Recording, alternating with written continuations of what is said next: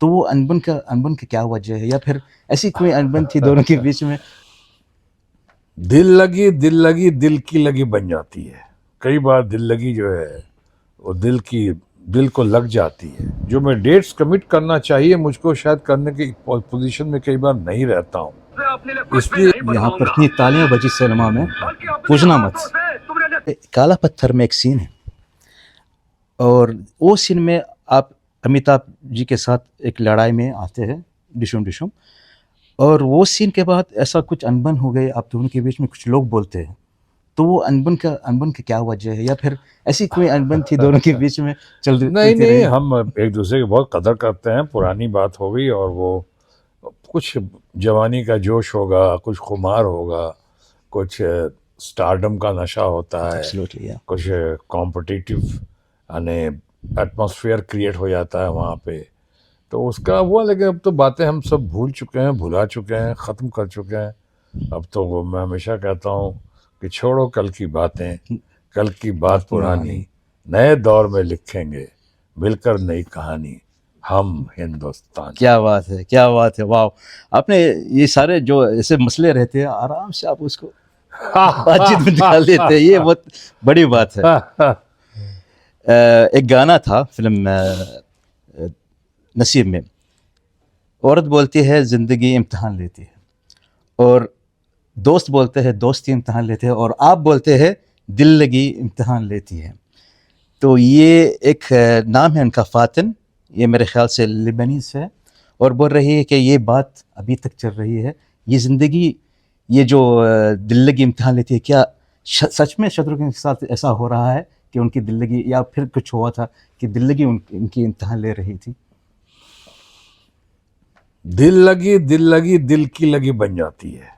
कई बार दिल लगी जो है वो दिल को लग जाती है, और फिर उसकी कीमत चुकानी पड़ती है। कई बार मेरे साथ ही नहीं, ये भी हमारे लेबनानी फ्रेंड हैं लेबनान के, इनके साथ है, इनकी ज़िंदगी में शायद कभी हुआ। लेकिन हाँ, इसका ख्याल ज़रूर रखना चाहिए कि दिल लगी उसी हद तक हो जिस हद तक आप दिल से ना लगाएं उसको, और अगर दिल से लगा लिया है तो फिर निभाएं उसको। सही बात, वरना दिल लगी इम्तिहान लेती है। बिल्कुल सही बात है। और दोस्ती भी, और दोस्ती भी सब इम्तिहान कुछ, लेती है, ऑफ कोर्स। दुश्मनी भी इम्तिहान लेती है, और बिल्कुल, हर चीज़ इम्तिहान लेती है। एब्सोल्युटली। दिल लगी इम्तिहान लेती है। यहाँ पर आखिरी बंदे को लूँगा, यहाँ इनका नाम है द ट्रैवलर ऑफ यूएई। वो पूछ रहे हैं, मैंने ये बात पूछी थी 2020 में, हम आपको स्क्रीन में देखना चाहते हैं फिर से, क्या कोई ऐसी सरप्राइजिंग न्यूज़ है कि शत्रु जी एक फिल्म में आने वाले हैं, या कोई ओटीटी प्लेटफॉर्म में, वेब सीरीज? हम वैसे तो बहुत बीच में मैंने, हमारे बहुत बड़े भाई समान दोस्त हैं धर्मेंद्र, बहुत ही मशहूर हैं और बहुत ही अच्छे इंसान हैं और बहुत ही उम्दा कलाकार हैं, अदाकार हैं।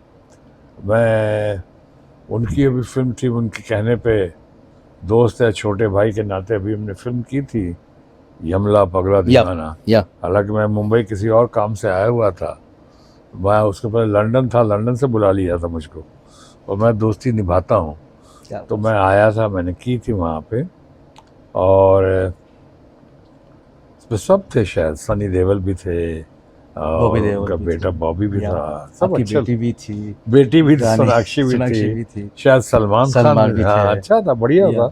तो एक मौका मिला था, वहाँ किया था।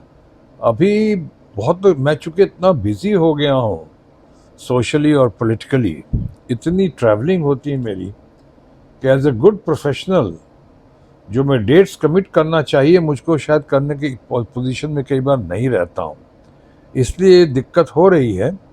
लेकिन फिर भी आपको या इनको सुनकर खुशी होगी कि अभी कुछ दिनों में ही हमने एक बहुत बड़े ओटीटी प्लेटफॉर्म पे एक बहुत बड़ी सीरीज़, वेब सीरीज़ की है हमने, और उसका नाम है, फ़िलहाल तो उसका नाम गैंगस्टर है। वाह। और उसमें आप कह सकते हैं one of the main roles है, सेंट्रल रोल, वाह, उसको मैंने निभाया है अभी, और वो चूँकि बहुत इंटरेस्टिंग और बहुत ग्रिपिंग फिल्म होगी। उसको नागेंद्र ने डायरेक्ट किया, जो जीपी दत्ता के एसोसिएट थे, असिस्टेंट थे, उन्होंने किया, बड़ी अच्छा, बहुत अच्छे उसमें प्रदीप जो है उनका एक्टर भी है, उनके बहुत बढ़िया एक्टर है, जिसको मैं जुनूनी कहता हूँ, जुनूनी, बहुत जुनून है उसके अंदर, और उसका साथ साथ वो निर्माता भी है, बहुत प्रोड्यूसर भी है। तो वो बहुत अच्छी फिल्म बनी है ये, बहुत तारीफ हो रही है, गैंगस्टर। अब उसके बारे में और ज़्यादा फिलहाल कुछ कहना ठीक नहीं होगा, लेकिन शूटिंग कंप्लीट कर ली है, अब हमारी डबिंग हो गया। मुझे उम्मीद करता हूँ कि हमारे तमाम लोग जो चाहने वाले हैं, और ख़ासकर हमारे भाई और रिश्तेदार और हमारे अपने लोग दोस्त जो अरब वर्ल्ड में हैं, उन लोगों को ये पिक्चर पसंद आएगी, या शायद बहुत ही पसंद आएगी। बहुत ही पसंद आएंगे इंशाल्लाह, क्योंकि हम बेहद सब्री से आपका इंतज़ार कर रहे हैं ऑन द स्क्रीन। आपकी डायलॉग डिलीवरी कोई भी नहीं, अभी तक कोई भी नहीं कर सका जैसे आप करते हो। और जो आपका स्क्रीन प्रेजेंस है और कुछ सीन्स है, मैं आपको दिखाना चाहता हूँ शतरू जी, प्लीज़ दिखा दीजिए। मेरे 5 बेस्ट सीन्स हैं आपके फिल्मी करियर के। हाँ दिखा दो। तो यहाँ पर अब देख, मैं आपका रिएक्शन देखना चाहता हूँ उस पर। अरे तुमने हमरे बाबूजी का प्रेम मंदिर तोड़ दिया, और हरजाना देने को तैयार हूँ मंदिर का।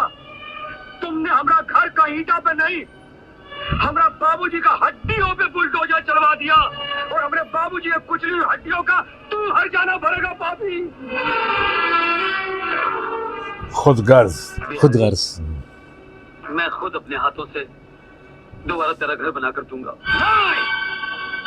अब हम तुम्हारे हाथों से अपने लिए कुछ भी नहीं यहाँ पर बनवाऊंगा, इतनी तालियां बजी सिनेमा में, बल्कि अपने पूछना मत। हाथों से तुम्हारे लिए कब्र बनवाऊंगा, कब्र। अब ये बिहारी भुवनेश्वर प्रसाद सिन्हा अपने बाप का कसम खाता है कि जैसे तुम ऊंचाई वाला होटल बनवाया है, वैसे ही अब हम पूरे भारत में चौड़ाई वाला होटल बनवाऊंगा, और हर होटल का बुनियाद का नीचे तुम्हारा तरक्की को दफन कर दूंगा, दफन। ये सीन खुदगर्ज बहुत अच्छा सीन था, बहुत, ये इंटरवल सीन था। यस, इंटरवल सीन, यस, बहुत बढ़िया सीन था।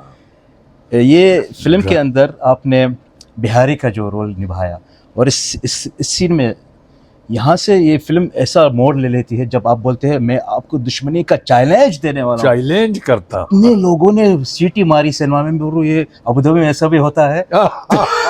तो ये यादगार सीन, ये सीन आपने कैसे निभाए, थोड़ा आप बता सकते हैं? नहीं बाप, ये ड्रामेटिक सीन है या मेलो ड्रामेटिक सीन है।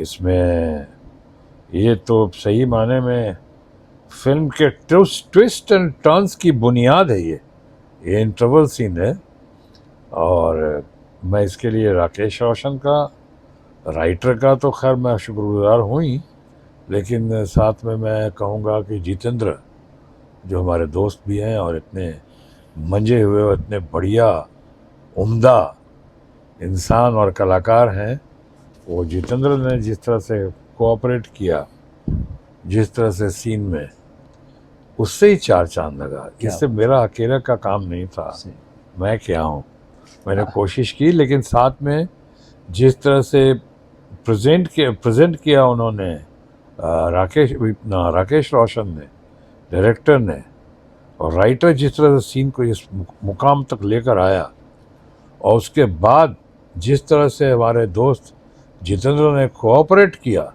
तो सीन बिल्कुल उभर कर आ गया। क्या बात है, क्या बात है। ये यादगार सीन बन गया ये, इसलिए मेरे one of the best scenes है बॉलीवुड में। पहले भी कहा था आपने।